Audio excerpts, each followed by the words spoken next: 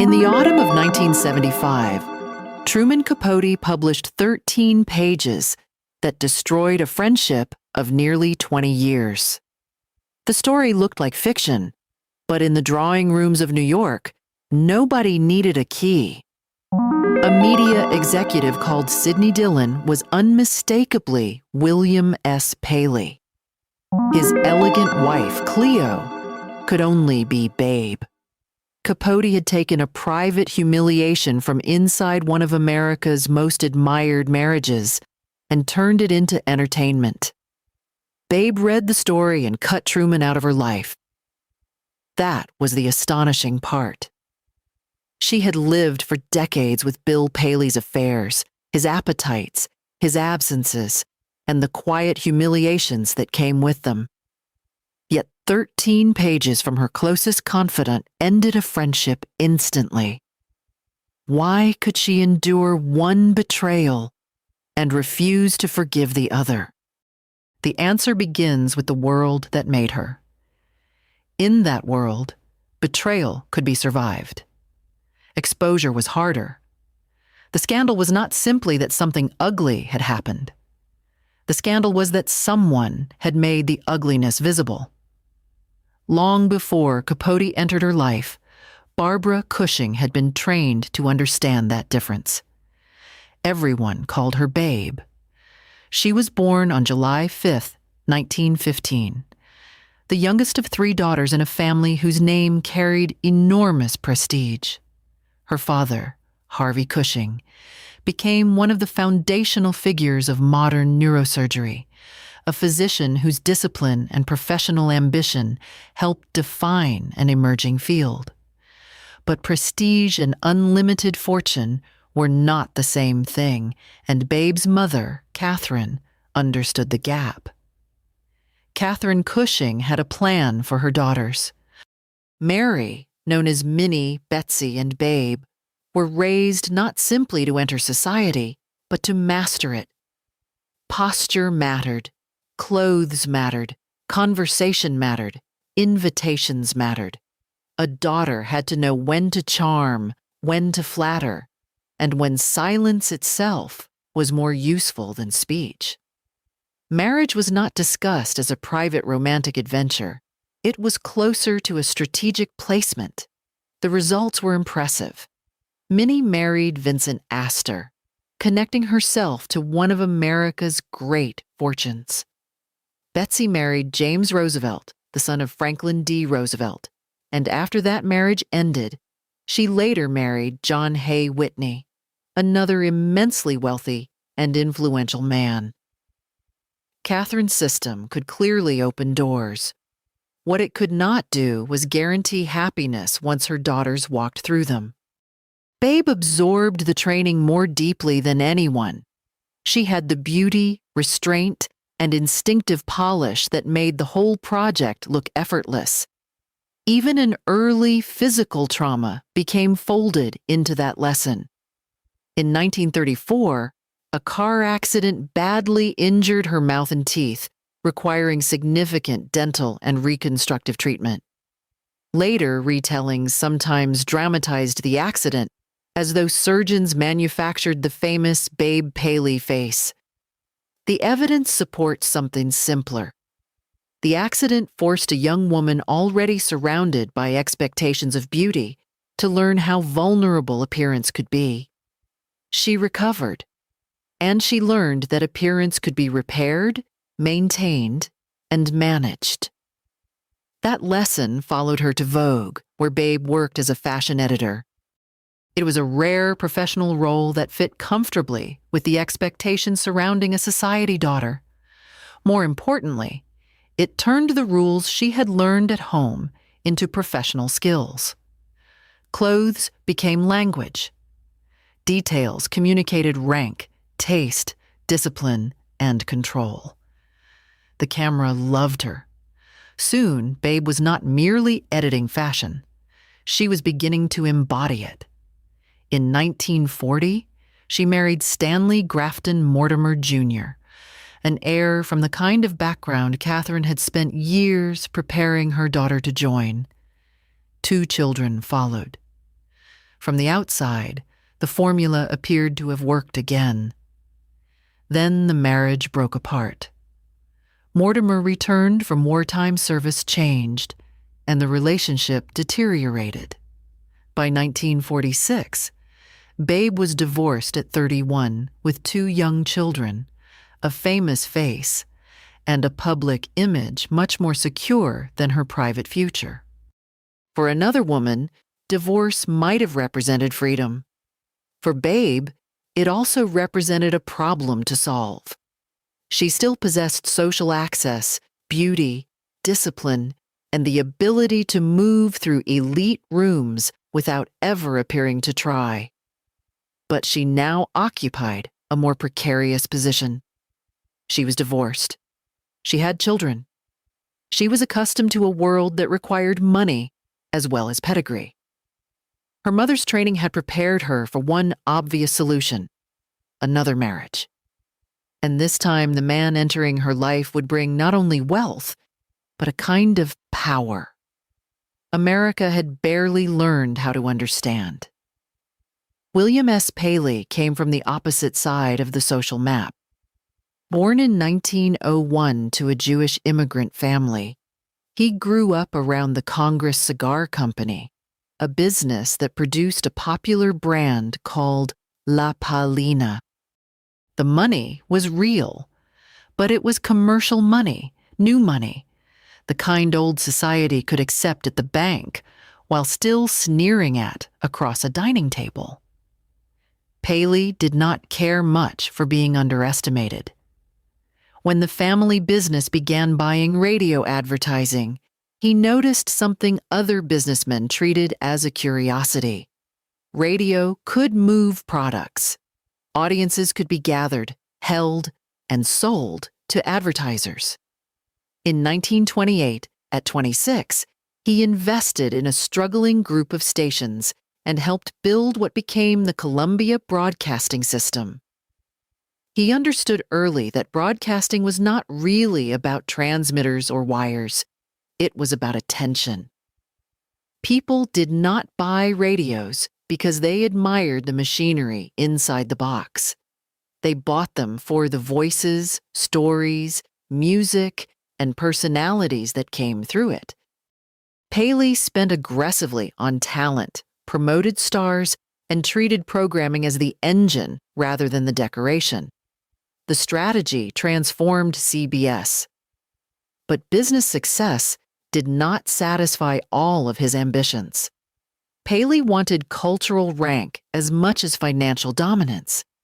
He collected modern art. He moved into museum circles. He cultivated taste with the same seriousness he brought to broadcasting.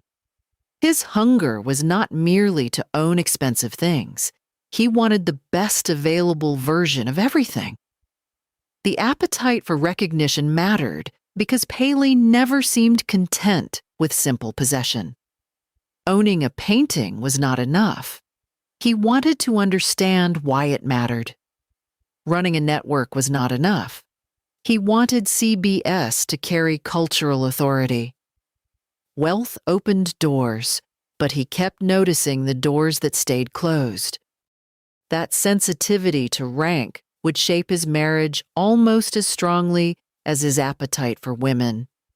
Babe could offer him a form of legitimacy that balance sheets could not manufacture. That pattern also appeared in his private life. His first wife, Dorothy Hart Hearst, helped sharpen his taste and introduced him more deeply into sophisticated social circles. Their marriage, however, was damaged by his affairs. The pattern was established long before Babe. When Babe and Bill met in the mid-1940s, both of their marriages were collapsing. The attraction worked on more than one level. Babe possessed pedigree, polish, and social access. Bill possessed money, force, and a rapidly expanding empire. They were useful to each other before they were even husband and wife. By July 1947, they were married. The match fascinated society because it seemed to join two forms of power, that had previously looked separate.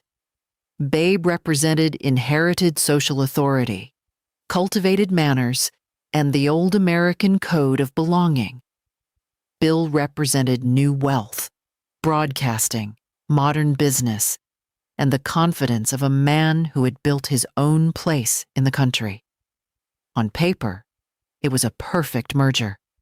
Then they discovered one thing even Paley's money could not immediately purchase: acceptance. The anti-Semitism of elite American clubs and resorts in the late 1940s was neither subtle nor hidden. Bill could run a national network, dine with presidents, buy great art, and employ people whose names appeared in every newspaper in the country. Yet some of the old clubs Babe had been raised to enter still regarded the Jewish son of cigar makers as socially unacceptable. For Bill, the rejection cut deeply. For Babe, it created an extraordinary contradiction. She had been trained from childhood to belong in precisely those rooms. Now she was married to a man those rooms refused to admit. So the Paleys changed the game. Instead of begging for entry, they built a more interesting world outside the old gates. Their tables filled with writers, film stars, politicians, bankers, European exiles, artists, and cultural figures. Invitation to the Paley Circle became its own credential.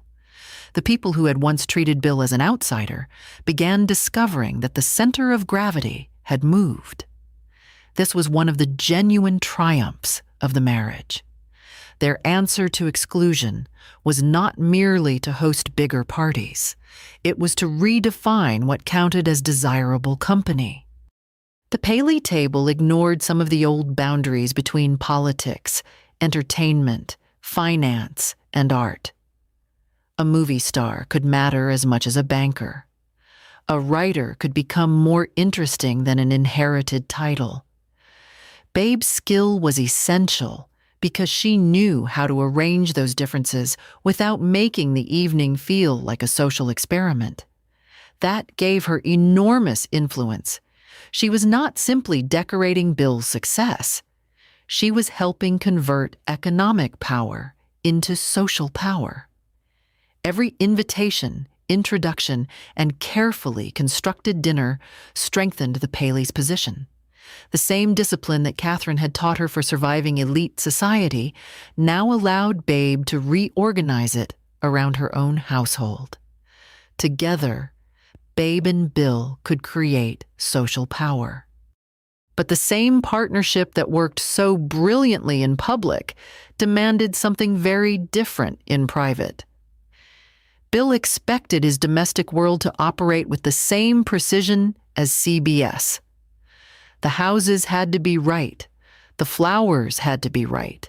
The service had to be right. Dinner had to unfold without visible friction. Babe became the executive producer of perfection. The symbol of that arrangement was a small gold notebook. According to accounts of the Paley household, Babe carried it so she could record Bill's complaints. Food served incorrectly. Flowers arranged badly. Wine poured at the wrong moment. A member of staff out of position. A detail that had slipped below standard. She wrote it down. Then she fixed it. Visitors saw an immaculate home. Babe saw a list of corrections. That difference explains more about the marriage than any photograph ever could.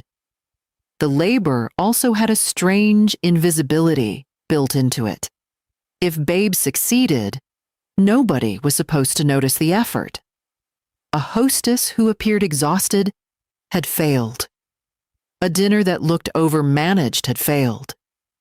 The more work she performed, the less evidence of work guests were meant to see. Perfection, therefore, required a double discipline. Every detail had to be controlled, and the controlling itself had to vanish. That expectation reached beyond parties. Babe's clothes, hair, Posture and expressions became part of the atmosphere she managed. She was not simply dressing herself. She was maintaining continuity between the woman in the magazines and the woman seated at Bill Paley's table. The public version of Babe had to arrive before the private one could speak. Entertaining at the Paley's level was work disguised as ease. Seating charts were revised. Staff were briefed. Guests were matched carefully so that conversation would feel spontaneous without becoming dull. Writers sat near politicians. Actors sat near financiers. Rival egos were positioned just close enough to produce energy without creating disaster. When the evening worked, guests left believing they had experienced something natural. Natural required planning. Babe's own appearance followed the same logic. She changed clothes frequently, mixed couture with unexpected accessories, and became one of the most influential style figures of her era. Her silver streak of hair became imitated. A scarf tied casually to a handbag could become a fashion gesture copied by women who had never entered one of her rooms. By 1958, she had been inducted into the International Best Dressed List Hall of Fame. The achievement made her look untouchable. It also created another obligation. Once your smallest choices become trends, ordinary mistakes stop feeling ordinary. A woman admired for never appearing out of place begins to lose permission to be visibly tired, careless, irritated, or imperfect. That pressure helps explain why one of the most famous stories about Babe has survived for so long. Later, retellings claimed that she slept in full makeup and kept her false teeth in, so Bill would never see an imperfect version of her. The story is irresistible. It is also not securely documented as a nightly ritual. The false teeth were real, the result of her earlier accident. The perfectionism was real. But serious accounts have been cautious about treating the bedtime story as literal fact. The legend matters anyway. People believed it because it felt true. It condensed the entire marriage into one image, a woman so committed to the surface that even sleep, supposedly, could not interrupt the performance. But Babe's perfection faced one problem she could not correct with a notebook. Bill Paley was unfaithful. His affairs began early and continued through the marriage. One much-discussed relationship involved actress Joan Fontaine, but the broader pattern mattered more than any single name. Bill had an appetite for novelty that did not stop at business, art, houses, food, or women. His world encouraged him. Among certain wealthy men of his generation, infidelity was often treated less like a crisis than an unpleasant clause in the contract of marriage. Wives were expected to understand, to absorb humiliation, and above all, to prevent private disorder from damaging public life. Babe understood the rules. Understanding them did not make them painless. The contrast became brutal. Her job was to make the household flawless. Bill could repeatedly violate the marriage and return to the same polished rooms, the same careful dinners, the same wife whose clothes and posture told everyone that nothing had cracked. She could manage the evidence. She could not manage his appetite. Friends later described increasing tension beneath the polish. Babe relied heavily on prescribed tranquilizers. Some of her children later recalled significant emotional distance, suggesting that the enormous effort required to manage Bill, staff, houses, guests, and public expectations left less room for ordinary family warmth than the photographs implied. This is where easy moral judgment becomes less useful. Babe was privileged beyond imagination.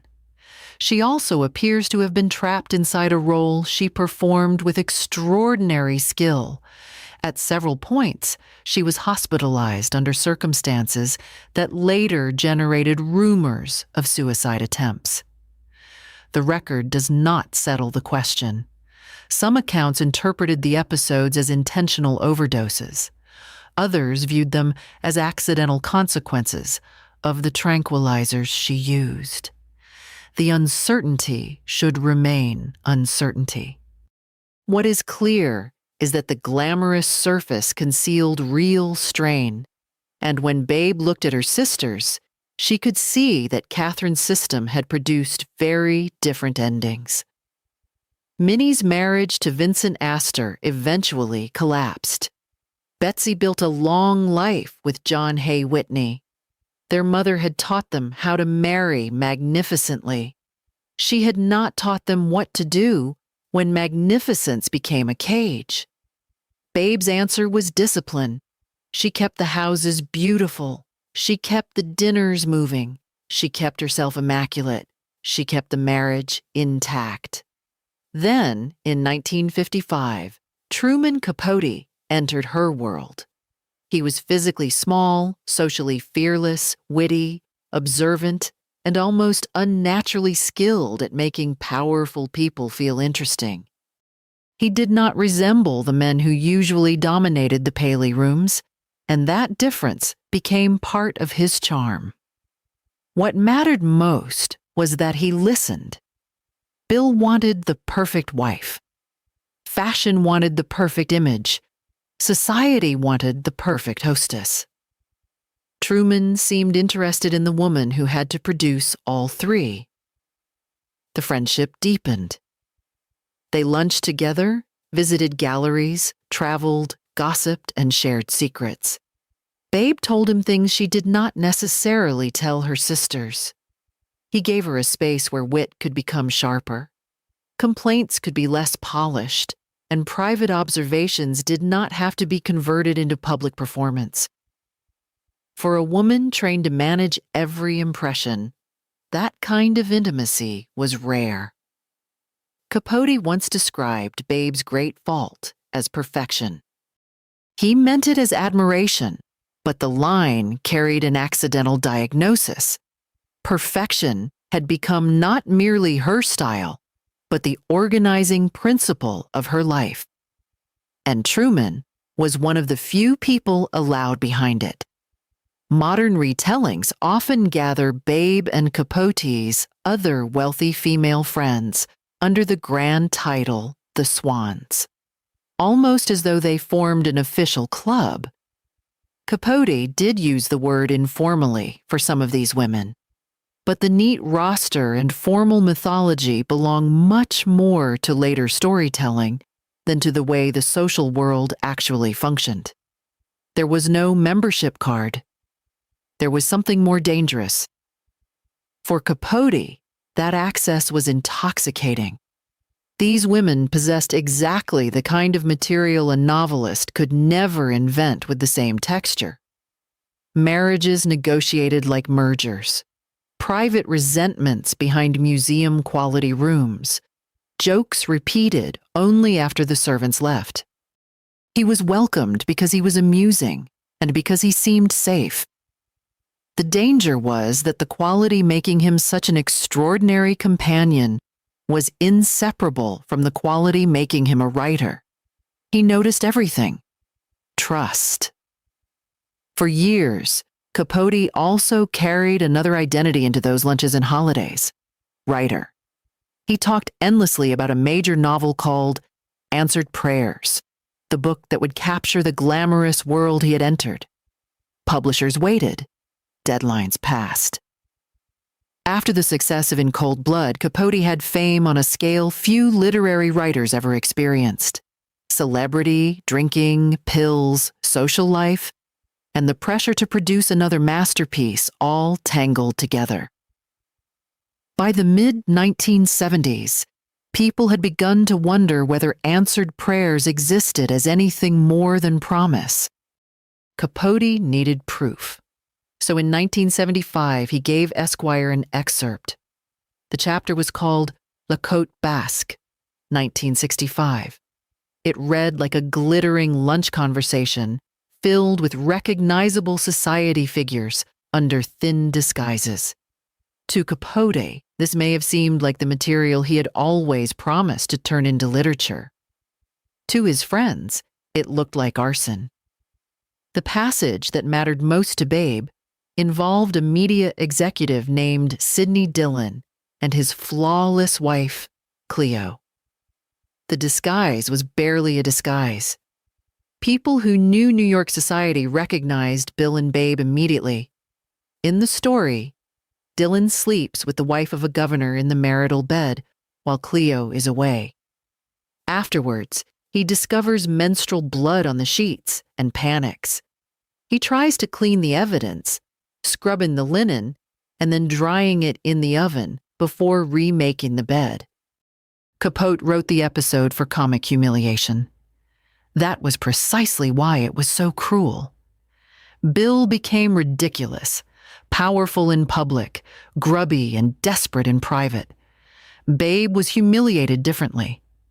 The perfect wife, the perfect hostess, the woman who made every room look controlled, became the absent figure whose own bed had been turned into a joke. The story did not merely expose infidelity. It exposed the machinery of concealment. The identity of the governor's wife remains disputed. Various names circulated, including Marie Harriman and Mary Rockefeller, while some have argued that Capote may have created a composite. No document settles the matter, and that uncertainty barely mattered. Readers recognized the husband. Readers recognized the wife. That was enough. Another disturbing episode surrounded Anne Woodward, the socialite who had killed her husband years earlier after claiming she mistook him for an intruder. Capote fictionalized her under a transparent disguise and portrayed her as a murderer. Woodward died by suicide shortly before the issue appeared. Later accounts speculated that she may have seen an advance version, but the evidence does not establish that, and it cannot support the claim that Capote's story caused her death. Still, the timing added darkness to an already explosive publication. New York devoured the issue. People wanted to know who was hidden behind each name, which secrets were true, and what Capote might publish next. Gossip about the story became almost as valuable as the story itself. Capote initially seemed unable to understand the scale of what he had done. Babe understood immediately. She cut him off. No dramatic public confrontation was necessary. No performance of rage. The friendship ended with the same kind of discipline Babe brought to everything else. Calls were not welcomed. Doors closed. The man who had been admitted behind the curtain was suddenly outside it. Others followed her.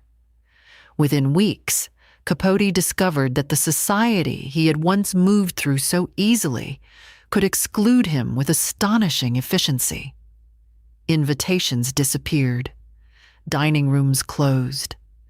People who had once treated him as essential now treated him as dangerous. He protested that they had always known he was a writer. That defense contains the ethical question at the center of the entire story. If your closest friend is a writer, does friendship automatically become consent? Does telling a writer something intimate mean agreeing that it may later appear in print under another name? Capote seemed to believe proximity gave him material. Babe believed intimacy created obligations. The two assumptions could not coexist. And this is where the opening paradox begins to make sense. Bill had betrayed Babe repeatedly, but his infidelities remained inside a system designed to contain them. The people around the Pele's might know. They might whisper. They might exchange knowing looks across tables. but the surface remained intact. Truman violated something different. He made the private arrangement public. Her husband wounded the marriage. Her friend exposed the structure that allowed the marriage to survive. Later stories sometimes soften the ending, suggesting that Babe secretly read Capote's letters of apology and privately moved toward forgiveness while maintaining a public freeze. The accounts from her family and close circle described something colder. The letters were returned unopened. Audiences often prefer reconciliation. Babe apparently did not require one. By the time La Côte Basque appeared, another private reality was already shaping her life. In 1974, Babe had been diagnosed with lung cancer, so the betrayal did not arrive during some carefree period of endless parties. It arrived after she knew she was seriously ill. That fact changes the emotional scale of the story. For decades, Babe had spent her energy maintaining a marriage, a household, an image, and an entire social environment. Now, her body was demanding attention she could not delegate. Cancer also stripped away one of the assumptions on which Babe's whole social method depended, that there would always be another season in which to repair what had gone wrong. A bad dinner could be corrected. A damaged friendship might be avoided. A husband's latest humiliation could be folded back into routine. Illness introduced a deadline that could not be postponed by good manners. That may help explain why the possibility of divorce, even if never documented as a formal plan, has remained so compelling. It suggests that Babe's endurance was not necessarily the same thing as acceptance. A woman can remain in a marriage for decades and still reach a point where staying no longer feels inevitable. Around the same period, another story began circulating among people close to her. Several intimates later said Babe had seriously considered divorcing Bill after years of accumulated humiliation. There is no filing that proves she had formally begun the process. There is no definitive letter laying out a plan. So the claim must remain what it is: testimony from people who said they knew her well. If those recollections were accurate, the timing was brutal. Just as Babe may have begun imagining a life outside the marriage, cancer narrowed her options. Dismantling a union as socially and financially complicated as the Paleys would have required energy she increasingly needed for treatment and survival. The marriage continued. Bill's behavior during her illness has been described in conflicting ways. Some biographical accounts portray him as deeply uncomfortable with sickness, impatient, distracted, or absent when Babe needed him. Other accounts preserve moments of genuine tenderness. Both belong in the picture. People are rarely consistent at the edge of death. Still, the larger pattern of the marriage was difficult to ignore. Babe had spent decades responding to Bill's needs with extraordinary attention. In her own final years, she did not always receive the same level of care, and yet the discipline remained. Visitors to Kiluna Farm during Babe's last period described a woman who continued to dress carefully, receive guests, and steer conversation away from her illness. Even as her body weakened, she kept managing the room. The performance had become instinct. Then she planned the final event. Her funeral. Babe arranged details of the reception that would follow her death, including food and wine. She distributed pieces of jewelry to friends and chose how gifts would be presented. It is tempting to call this a final victory of control. It was more complicated. The planning showed agency. Babe was deciding how she would leave the world, but it also revealed how deeply the language of presentation had shaped her. Even death became something to organize, edit, and prepare for other people. She died on July 6, 1978, one day after her 63rd birthday. Truman Capote had no role in the final scene. Bill Paley lived another 12 years. Whether he truly understood what the marriage had cost, Babe remains disputed. Some accounts record moments of regret late in his life. Others describe a man who remained deeply self-involved and bewildered by the idea that his behavior required moral accounting. He never remarried. That fact has often invited sentimental interpretation. Perhaps no one could replace Babe. Perhaps he finally understood the labor hidden inside the position she had occupied for 3 decades. Or perhaps that gives him too much credit. What can be said with more confidence is that Babe had performed an enormous amount of invisible work in his life. She shaped homes, dinners, social networks, and the public atmosphere around him. After she was gone, the perfection remained in memory, but the person who produced it did not. Capote's aftermath was harsher and more immediate. The exile from the society he had exposed damaged him deeply. Answered prayers never emerged as the completed masterpiece he had promised. The surviving material became famous, partly because of what it destroyed.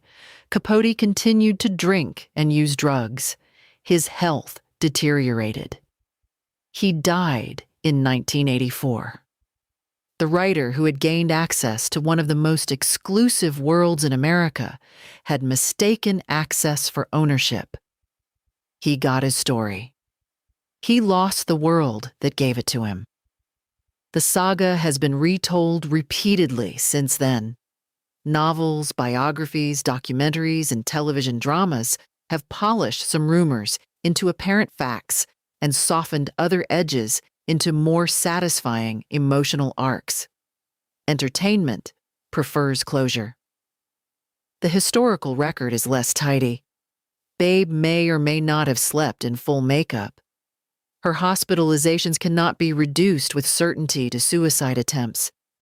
The identity of the governor's wife in Capote's story remains unresolved. The evidence does not prove Ann Woodward read an advance copy. And Babe's reported thoughts of divorce remain recollections rather than documented action. The uncertainty matters because the real story does not need extra mythology. The documented pattern is already enough. Babe Paley was raised to turn marriage into achievement. She married a man whose power and wealth helped create one of the most formidable social partnerships of the post-war era. Together, they overcame exclusion and became gatekeepers. She became a style icon, a hostess copied by women who would never meet her, and the visible symbol of an apparently flawless life. Behind the surface, the marriage worked differently. Bill wanted excellence and novelty at the same time. Babe could provide one. No woman could satisfy the other. So she kept the household perfect while he kept looking elsewhere. She carried the notebook. She corrected the flowers. She changed the seating plans. She preserved the image. The distinction between secrecy and deception is important here. Babe's circle was not necessarily fooled by the Paley marriage. Many people understood far more than they publicly admitted. The achievement was collective discretion. Everyone participated in preserving the difference between private knowledge and public fact. Capote collapsed that distance, and once he did, the old arrangement could no longer pretend that silence was neutral. That is why Truman's betrayal landed differently. Capote did not reveal something absolutely nobody knew. He revealed what everybody knew in the one form their world could not tolerate: print. Bill's affairs had been gossip. Capote turned gossip into a permanent object. A secret spoken at dinner could disappear by dessert.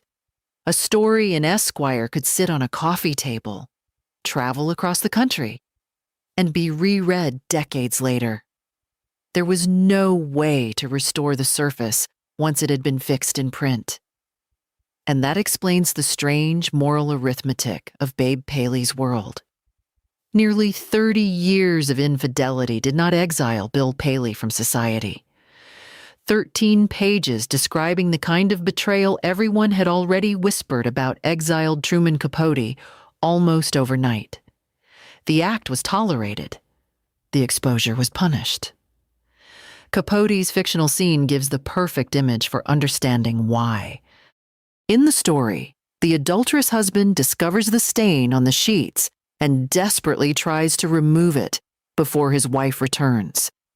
He washes, dries, remakes the bed, and restores the appearance of normality. By morning, everything looks untouched. That was not merely a joke about Bill Paley. It was the operating principle of the world Babe had spent her life mastering. People could behave badly. Husbands could cheat. Wives could know. Friends could whisper. Pain could be medicated, hidden, and carried into the next dinner party. What mattered was that the room still looked perfect when the guests arrived. Babe's tragedy was not that she failed to understand the system. She understood it better than almost anyone. She knew how to survive inside it, how to make it beautiful, and how to conceal its damage. Truman Capote's unforgivable mistake was not discovering the stain. It was refusing to let it disappear. Babe Paley's world never required innocence. It required that the evidence be gone by morning.